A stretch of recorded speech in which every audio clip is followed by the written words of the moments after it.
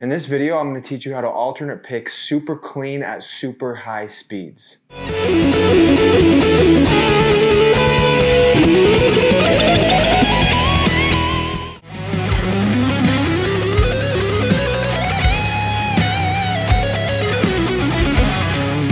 We're going to use a simple ascending exercise and descending exercise to demonstrate the point and to give you to work on yourself. I say simple, but of course at fast speeds, it's extremely difficult unless you know the secret, which is why you're here. First, let's take a look at the close-up footage, which is why I'm using this doohickey here called The Magnet by Troy Grady.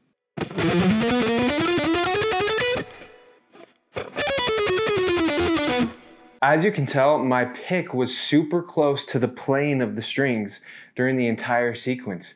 And that, in a nutshell, is the secret. The question is, how do we get to that point where we can play super fast and super close against the plane of the strings? It's a simple three-step system. This approach I'm about to teach you, these 3 steps, is really a principle called regressions.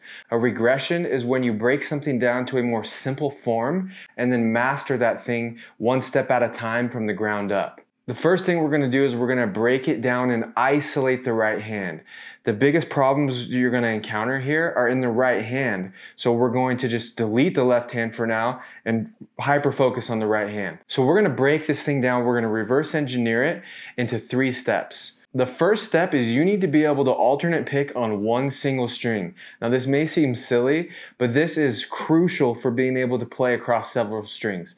It's obvious that if you can't alternate pick smoothly and quickly on one single string, how are you going to do it across several strings? So the first step is to take an open or muted string and start slow and just start developing the mechanics of a relaxed wrist movement while you stay close to the plane of the strings, like this.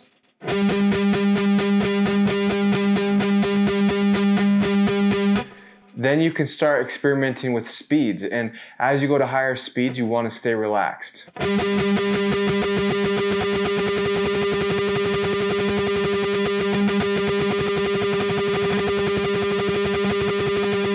Again, there's a lot of wrist movement involved here, and it's relaxed wrist movement. A big mistake that I see here is people let their pick escape too far away from the string either way, like this.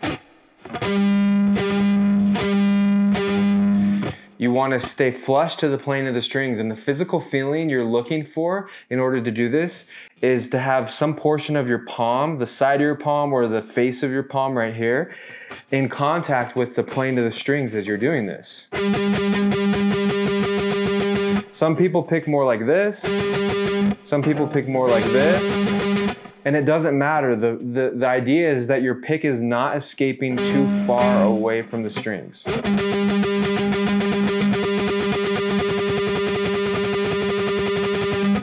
Now, believe it or not, you can spend a lot of time just on one single string. In fact, you should. I encourage you to. Because like I said, you can't move on to the next step if you don't have the mechanics of the wrist movement, staying relaxed and staying close to the plane of the string on one single string first. The second step is to build one string transition at a time. So if we're working with this sequence, which is 3 notes, then 6 notes, then 6 notes, 6 notes, and then 1 note. What we're going to do is we're going to isolate that right hand and just do the exact same sequence, 3 notes, 6, 6, 6, and then 1 note with just the right hand only. But we're going to build it one string at a time. So we're going to start with just the A string, assuming we have really good picking mechanics on one single string. What we're going to do is we're going to test out 2 strings. And again, the key focus here is keeping your pick very close as possible to the plane of the strings.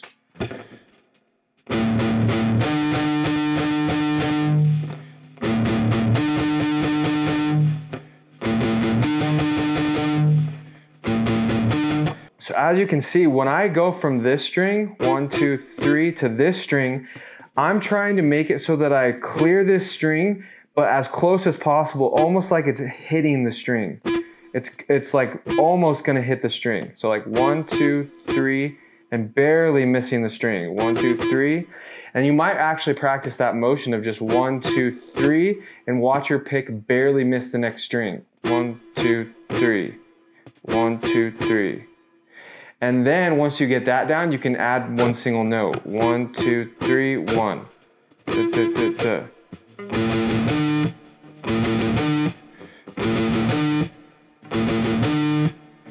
And then add a few more notes on that string.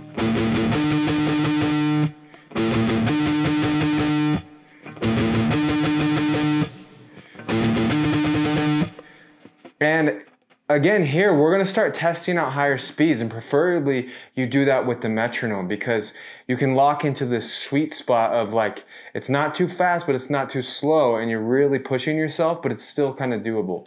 So for me, I'm going to turn the metronome on, let's just say to 100 beats per minute.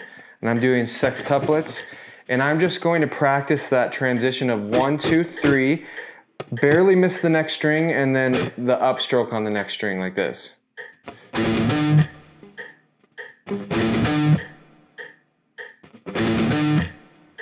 See how close my pick is to the plane of the string?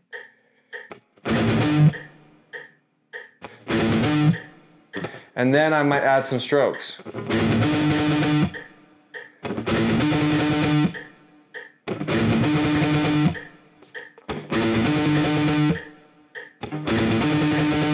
Now this takes a lot of practice and a lot of patience.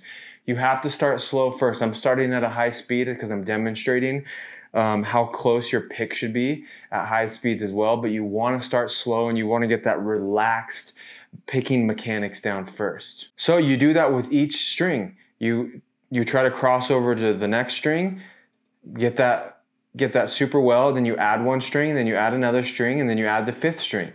And you systematically build like that while staying close to the plane of the strings during the whole sequence. And again, this is only right hand. And then you want to do the same thing with the descending sequence. Do 2 strings, then add a string, then add a string.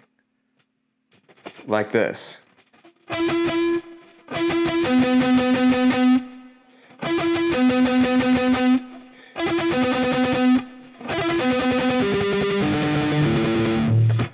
Until you can do all 5 strings smoothly, relaxed, and staying extremely close to the plane of the strings the whole time. And then the third and final step is to add in the left hand and repeat the same process. So ideally you want to have the sequence memorized super well so you don't have to think about the left hand at all. Ascending. And descending. And then from there, you test out one single string.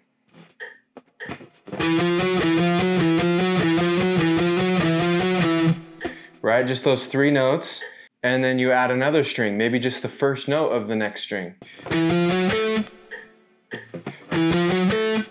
then continue. And then add another string. Again, the key focus here is keeping your pick very close to the plane of the strings. Small economical movements. Add a string.